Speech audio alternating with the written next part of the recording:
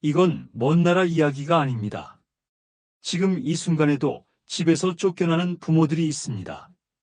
자식에게 집을 물려줬다는 이유로 최근 3년간 법률상담센터에 접수된 사건만 2,350건. 자식이 집에서 나가라고 합니다. 70대, 80대 부모들의 절규입니다. 도대체 왜 이런 일이 벌어질까요? 전문가들이 분석한 결과 쫓겨난 부모들에게는 7가지 공통점이 있었습니다. 지금부터 그 충격적인 진실을 공개합니다. 첫 번째 공통점, 말만 믿고 계약서를 안 썼습니다. 김영수 할아버지, 75세. 아들에게 10억짜리 집을 증여했어요. 아버지, 평생 모실게요. 걱정 마세요. 아들의 말을 믿고 증여계약서만 썼습니다. 거주권, 부양계약, 아무것도 안 했어요. 6개월 후 아들이 달라졌습니다. 아버지, 제 집이니까 제 맘대로 할게요. 리모델링 할 건데 잠깐 나가 계세요. 할아버지가 항변했어요. 아들아, 평생 모신다고 했잖아. 아들이 차갑게 말했습니다. 그건 말이고 법적으로는 제 집이에요. 변호사를 찾아갔습니다. 계약서에 거주권이 없으면 방법이 없습니다. 증여는 이미 완료됐고 소유권은 아드님께 있습니다. 할아버지는 결국 월세방으로 쫓겨났어요. 10억짜리 집 주고 월세 40만 원 방에서 삽니다. 전문가의 경고. 구두 약속은 아무 의미 없습니다. 반드시 부양계약서와 거주권 설정을 함께 해야 합니다. 두 번째 공통점, 며느리나 사위를 계산에 안 넣었습니다. 박순자 할머니, 72세. 딸에게 서울 아파트를 물려줬어요. 우리 딸은 착해. 나를 버릴 리 없어. 하지만 사위를 생각 못했습니다. 3개월 후 사위가 태도가 바뀌었어요. 장모님, 우리 부부만의 공간이 필요해요. 딸이 설득했습니다. 엄마, 미안한데 잠깐만 다른 데서 지내세요.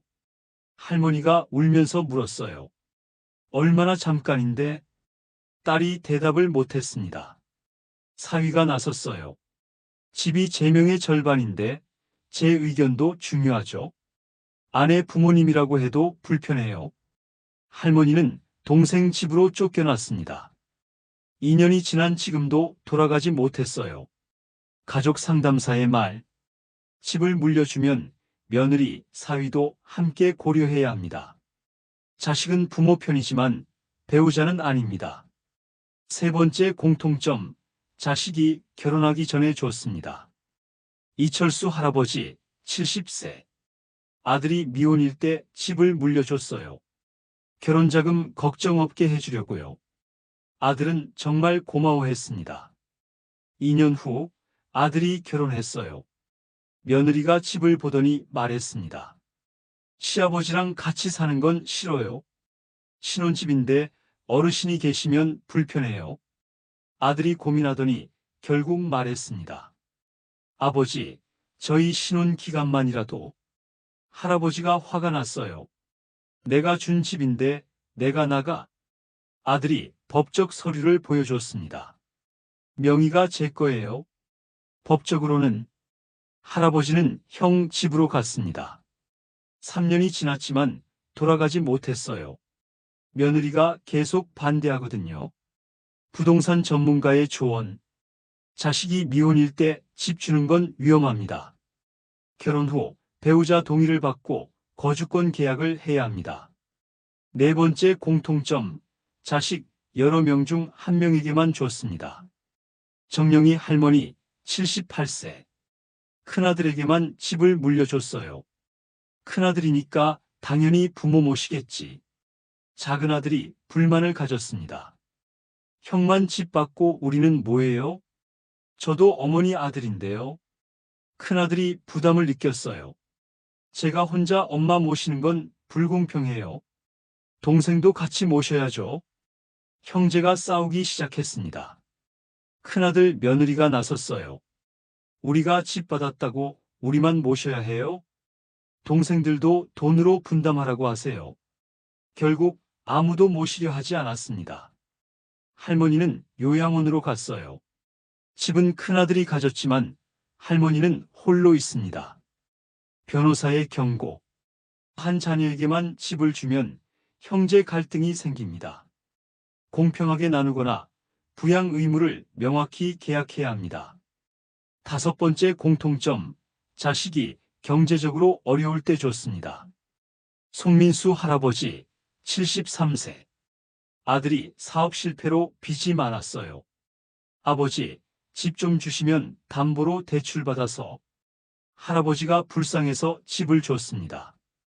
아들은 집으로 3억을 대출받았어요. 사업을 다시 시작했지만 또 실패했습니다. 은행에서 독촉이 들어왔어요. 대출금 못 갚으면 집 경매 넣습니다. 아들이 할아버지에게 말했습니다. 아버지, 죄송한데 집 팔아야 할 것 같아요.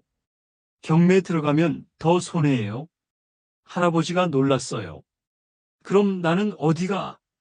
아들이 울면서 말했습니다. 죄송해요. 저도 어쩔 수 없어요. 집은 팔렸고 할아버지는 고시원으로 갔습니다. 10억짜리 집을 줬는데 고시원에서 삽니다. 재무설계사의 충고. 자식이 경제적으로 어려울 때는 절대 집을 주면 안 됩니다. 빚 때문에 집을 잃을 위험이 큽니다. 6번째 공통점. 세금 아끼려고 성급하게 줬습니다. 한영수 할아버지 68세. 세무사가 조언했어요.